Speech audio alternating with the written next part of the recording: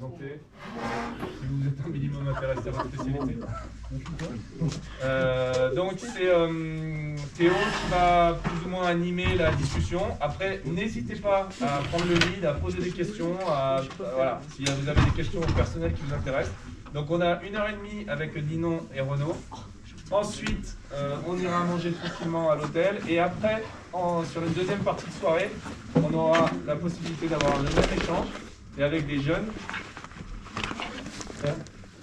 Après manger, ça on le fera dans la salle de l'hôtel avec Ethan Cormont et Elina Galurakis, qui sont aussi deux représentants. Salut. Oui. Tu peux manger à l'hôtel si tu veux. D'accord.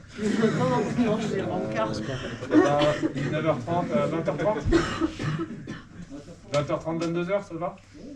Ok. Donc voilà. Théo, à toi, tu vas prendre en visio. Alors, on va commencer par Ninon.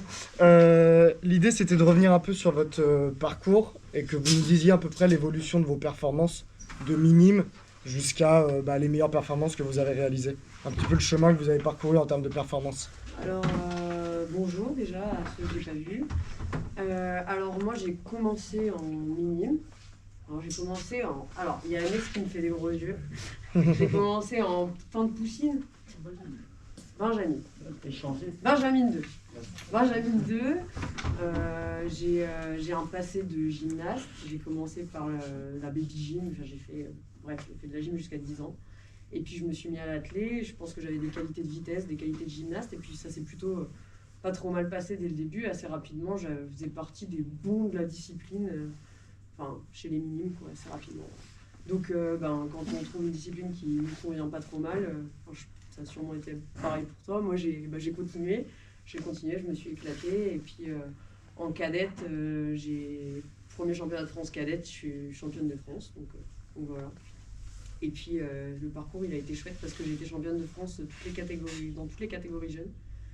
Et puis, j'ai fait des sélections en championnats internationaux depuis cadette. Donc, c'est vrai que chaque année, il y avait un nouvel objectif. Et puis la possibilité de passer une marche en plus. Et j'avoue que moi, le chemin, il s'est un peu fait comme ça, par à chaque fois un nouvel objectif, sauter un petit peu plus haut pour se qualifier à ce nouveau championnat, faire ce nouveau truc. Et alors moi, j'avais pas un niveau incroyable. J'avais le niveau de participer à chaque fois, mais j'étais jamais favorite. Et ça m'a quand même permis de faire tout un tas de sélections chez les jeunes. Et puis chaque année de progresser et de faire chaque année mieux que l'année précédente et puis au niveau du dessus. Donc ça m'a valu des belles expériences et puis jusqu'à un jour avoir le niveau de participer au championnat du monde chez les seniors quand j'étais espoir 3, si je ne me trompe pas. J'avais pas du tout prévu de faire à la base parce que je faisais 4,40 m et c'est vrai que c'est là que s'est fait la bascule parce que je passe de 4,40 m et dans la même compète je bats mon record 2 fois et je fais 4,60 m et donc là j'ai les minima pour les championnats du monde en poche et je passe un peu de la place de jeune à tout de suite senior et que j'ai eu un peu de mal à assumer. Du coup pour moi cette année-là ça a été la grosse bascule d'un coup, mais je pense que cette bascule-là elle se fait pas mal en espoir, fin d'espoir début senior. Et voilà. Donc jusqu'à 4,75. Jusqu'à l'année qui a suivi, je suis passé de 4,60 à 4,75. Donc j'ai eu des gros paliers de progression passé, c'est la période après espoir, j'ai bien progressé. Ouais. Et toi, Renaud? Alors moi, c'est une histoire qui est complètement différente. Moi, j'ai pas été comme Ninon, j'ai pas eu la chance d'être bon quand j'étais chez les jeunes. Enfin, la chance. Je sais pas si c'est une chance ou pas de chance.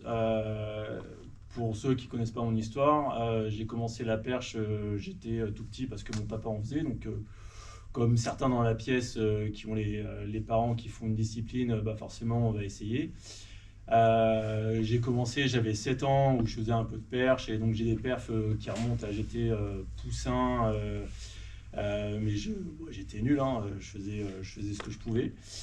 Et si je reprends par rapport à minime, ça va en faire pas mal, mais en minime, je crois que je faisais 2,80 m. Donc même normalement, une bonne fille fait largement mieux.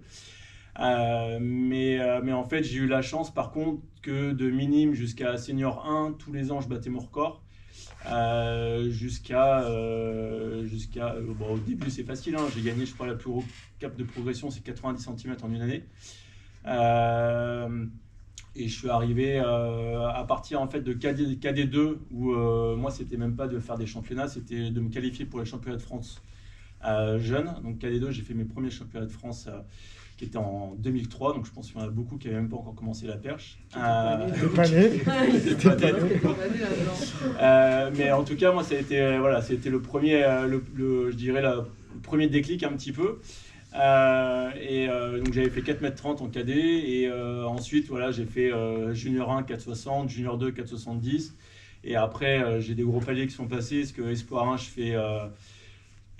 je finis l'année à 5,15, espoir 2 je fais 5,45 et je fais mes premiers championnats d'Europe espoir où là c'était pour moi presque un aboutissement à l'époque. Et ce jour-là, j'arrive à être en finale et je fais 10e, donc ce qui n'était pas... pour moi, en tout cas, c'était une très bonne performance. Si on regarde sur le niveau que j'ai pu avoir derrière, c'était entre guillemets presque pas grand-chose.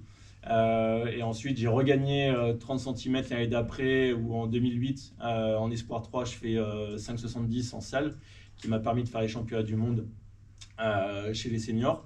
Et puis un an après, arrivé en senior 1, c'est là où j'irai la dernière grosse bascule s'est faite, où je fais 5,80 en salle, où je gagne mon premier titre de champion d'Europe.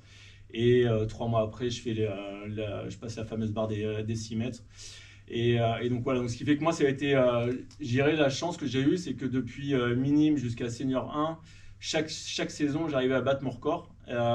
Et donc forcément ça motive. Après, pour plein de raisons, notamment pour des raisons aussi d'accès à des installations d'entraînement que j'avais pas quand j'étais jeune, qui fait que j'étais un petit peu bridé. Et dès que j'ai pu voyager un petit peu, j'ai pu passer des paliers. Mais moi, après toute la partie, on va dire, sympa des sélections, il a fallu que j'attende d'être senior pour la vivre, mais c'est pas plus mal aussi parce que derrière j'ai été peut-être aussi un peu préservé de tout ce parti jeune, et quand j'étais chez les seniors, je savais pourquoi j'étais là, quoi. Tu parlais, Ninon, tout à l'heure tu faisais 4,40, tu as basculé à 4,60 du coup le niveau international. Est-ce que pour toi il y a des choses particulières qui t'ont permis justement de basculer de jeune à j'ai le niveau équipe de France senior? Je pense qu'il y a l'expérience, parce que pour le coup, moi, le cheminement, il a été